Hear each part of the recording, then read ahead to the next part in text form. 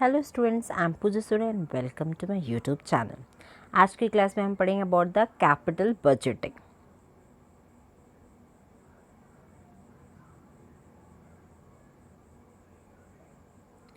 Capital budgeting basically दो word से derived है, कैपिटल एंड बजटिंग। सो ये एक ऐसा डिसीजन है जिसमें हम इन्वेस्टमेंट प्रपोजल्स के बारे में स्टडी करते हैं, उसको रिकॉग्नाइज करके उसको इवैल्यूएट करते हैं, उसको एनालाइज करते हैं whether it is been appropriate for the business long returns and इससे हमें फ़ायदा होगा कि नहीं। कोई भी हम काम करते हैं बिजनेस में, वो उसके लिए बिजनेस के लिए रैशनल डिसीजंस लेना बहुत ज़रूरी होता है। तो बेसिकली कैपिटल बजटिंग में हम सारे इन्वेस्टमेंट प्रोग्राम्स को स्टडी करते हैं और इसमें बेसिकली बिजनेस को सेटिस्फैक्टरी रिटर्न मिल रहा है कि नहीं वो एनालाइज करते हैं, उतना इंटरप्रेट करते हैं, और अगर हो रहा होगा तो हम वो फॉलो अप एक्शन करते हैं and then we move on. ठीक है, ये एक मल्टीफेसेट एक्टिविटी है क्योंकि इसमें बहुत सारे डायमेंशंस इन्वॉल्व है। हम यहाँ पे बेसिकली वर्किंग कैपिटल से रिलेटेड जो बेसिकली डाइवर्सिफिकेशन और मॉडर्नाइजेशन से रिलेटेड डिसीजंस लेते हैं, यानी जो भी डिसीजन कैपिटल एक्सपेंडिचर से रिलेटेड है। दो टाइप के खर्चे होते हैं, एक्सपेंडिचर्स होते हैं, capital and revenue. Capital expenditure में हमारे fix assets, plant and machinery, land and building, furnitures and fixtures से रिलेटेड डिसीजंस होते हैं। और रेवेन्यू एक्सपेंडिचर में हमारे रोज़मर्रा के खर्चे, हमारा जो वर्किंग कैपिटल रिक्वायरमेंट है कि सैलरी पे करना है, रॉ मटेरियल खरीदना, ये सारे डिसीजन। तो यहाँ पे हम ऐसे डिसीजन पे इन्वॉल्व होते हैं जिसमें बिजनेस का लॉन्ग टर्म्स प्रोजेक्ट्स इन्वॉल्व हो और जिससे वैल्यूबल रिटर्न मिलने की उम्मीद हो। ठीक है, अब किस टाइप की कैपिटल बजटिंग डिसीजन है, जैसे कि बिजनेस नई आपको फैक्ट्री सेटअप करनी है, मशीन नया इंस्टॉल करना है, या कोई एडिशनल कैपेसिटी के यूटिलाइजेशंस। एडिशनल कैपेसिटी यूटिलाइजेशन का मतलब है जैसे सपोज़ अभी हम जिस वर्किंग लेवल पे काम कर रहे हैं वो है 84% के कैपेसिटी का, और 100% यूटिलाइज़ करने के लिए हमें और रॉ मटेरियल की ज़रूरत है या फिर हमें और कोई प्रिकॉस्टस चीज़ों की ज़रूरत है, तो हम वो उसको इंस्टॉल करके उसको प्रॉपरली एग्जीक्यूट करवा के उसको एसेस कर रहे हैं, तो वो एडिशनल कैपेसिटी हो गया। उसी तरह से कंटीजेंट इन्वेस्टमेंट इन्वॉल्व है, एक्सपेंशन एंड डाइवर्सिफिकेशन, यानी आप अभी फुटवेयर इंडस्ट्री में हो, आप कॉस्मेटिक इंडस्ट्री में अपना पाँव जमा रहे हो, उसको नए तरह इस नए डायमेंशन में इस्टेब्लिश कर रहे हो, कहीं और अपना बिजनेस करने की कोशिश कर रहे हो, तो ये सब डिसीजंस किस में आएंगे, कैपिटल बजटिंग में।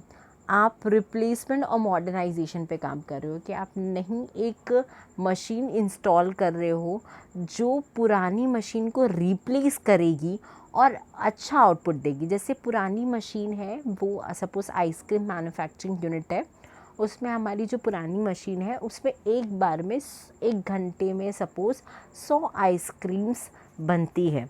अब आप एक नया मशीन इंस्टॉल करोगे जिसमें एक बार में 150 आइसक्रीम्स बनेगी, तो उससे आपको क्या फ़ायदा होगा, उस रिप्लेसमेंट डिसीजन में जितना कैपिटल इन्वॉल्व होगा, एक्सपेंडिचर इन्वॉल्व होगा, उतना आप क्या कर पाओगे, आप उतना रिकवर कर पाओगे, और whether it is rational for the business to invest in all it. तो ये सारे जो डिसीजंस हमारे इन्वॉल्व होते हैं वो सब कहलाते हैं कैपिटल बजटिंग डिसीजंस। ठीक है, अब इस पर जो कैपिटल बजटिंग प्रोसेस कैसे हम स्टार्ट करते हैं, the project generation, evaluation, selection, execution, follow up.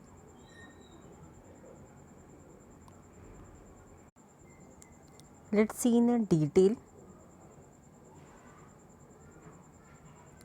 Project generation, पहला जो स्टेप है कि आपको पहले आइडेंटिफाई करना है कि आपके बिजनेस में कौन कौन से प्रोजेक्ट्स हो सकते हैं और उस प्रोजेक्ट के लिए रेवेन्यू कितना जनरेट होगा और कॉस्ट से उनमें क्या चेंज आएगा, whether it will reduce a cost और नॉट। सबसे पहले जैसे आपने हम जो हमारे पुराने एग्जांपल हम देख रहे हैं कि आइसक्रीम्स जो मशीन जो आप इंस्टॉल कर रहे हो उससे क्या फ़ायदा होगा, आपका कितना नया रेवेन्यू जनरेट होगा। जैसे कि 100 आइसक्रीम्स आप बना रहे हो और उसको सबको 30 रुपीज़ पर हेड, जो 30 रुपीज़ पर पीस है, तो 3000 आपका रेवेन्यू जनरेट होगा। पुरानी जो मशीन है इससे 3000 जनरेट होता है, और उसका सपोज़ कॉस्ट आता था 2000 रुपीज़, तो 3000 में से 2000 1000 आपका प्रॉफिट होगा। हमें वो देखना है कि आपका 1000 पुरानी मशीन से होता था, अब 150 यूज़ होगा, 150 इंटू 30 4500 आपका रेवेन्यू होगा। और जो एक्सपेंसेस है हम मान के चलते हैं कि जो 2000 आपका एक्सपेंसेस था वो 100 मशीन के हिसाब से, और क्योंकि हम अच्छी मैकेनाइज्ड मशीन यूज़ कर रहे हैं, मॉडर्नाइज मशीन यूज़ कर रहे हैं, तो आपका 2200 रुपीज़ का, तो 4500 माइनस 2200 आपको अब 2300 रुपीज़ का फ़ायदा हो रहा है।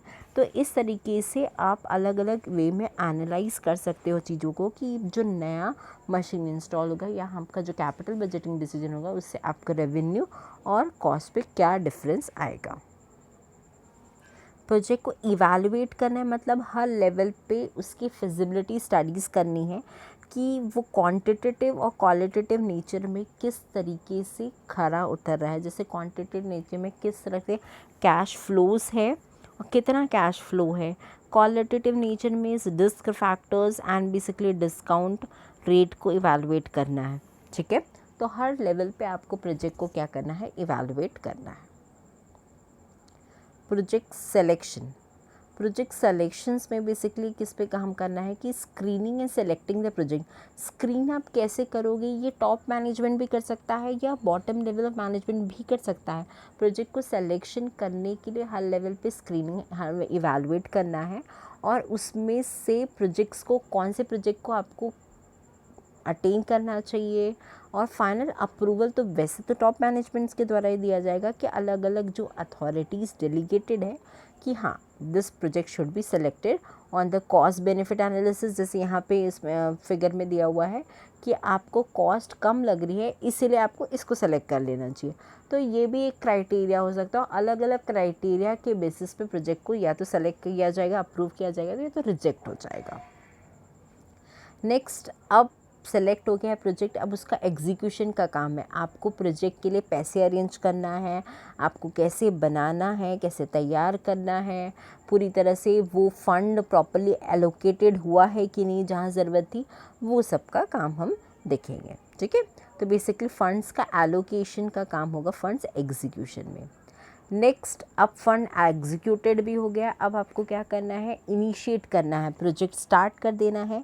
यानी जो इन्वेस्टमेंट के लिए पोस्ट इन्वेस्टमेंट ऑडिट प्रोसीजर है ये, कि आप क्या करोगे, सबसे लास्ट बस प्रोजेक्ट को इम्प्लीमेंटेशन प्रॉपर्ली हो रहा है कि नहीं, जैसा हमने सोचा था वैसा हो रहा है कि नहीं। That is a major importance thing कि मॉनिटर करते रहो कि कितना आपने जो एफर्ट्स लगाया था वो प्रॉपर्ली एग्जीक्यूट हुआ है कि नहीं, और जो आपका पुराना परफॉर्मेंस था, जो आपका स्टैंडर्ड परफॉर्मेंस था और आपका एक्चुअल परफॉर्मेंस है, उसमें क्या डिविएशंस है। जो हम लेबर वेरिएंसेस निकालते हैं, मटेरियल वेरिएंसेस निकालते हैं, जो स्टैंडर्ड कॉस्ट का कंसेप्ट होता है वो यहाँ पे यूज़ करना है कि आपने प्रॉपर फोरकास्टिंग की है कि नहीं, और ये आपके शार्प फ्यूचर के लिए कितना फ़ायदेमंद है। ठीक है, तो अभी हमने देखा कि कैपिटल बजटिंग बेसिकली क्या है, कैपिटल बजटिंग का प्रोसेस क्या है, किस स्टेप्स को यूज़ करके हम क्या अपना कैपिटल बजटिंग बेसिकली डिसीजंस ले सकते हैं। उसके बाद अब देखना है कि डिसीजन बेसिकली दो चीज़ों पे बेस है, इनफ्लो पे और आउटफ्लो पे। एनुअल ऑपरेटिंग सेविंग्स या इनफ्लो का मतलब बेसिकली क्या है, जो profit after tax but before depreciation. इसके लिए आपको पहले अपना बेसिक समझना होगा, जैसे कि रेवेन्यू यानी आपने जो भी सेल किया है गुड्स को या सर्विसेज को, उसको बेचने के बाद आपको जो रेवेन्यू जनरेट हो रही है, उस रेवेन्यू अब मैं आपसे अपने सारे खर्चे डेप्रीसिएशन को इंक्लूड करके क्या कर दोगे, माइनस कर दोगे। ठीक है, रेवेन्यू में से एक्सपेंसेस, सारे ऑपरेटिंग एक्सपेंसेस माइनस हो गए, तो आपको ऑपरेटिंग प्रॉफिट मिला, जिसको यहाँ पे हम अकाउंटिंग प्रॉफिट यूज़ कर रहे हैं।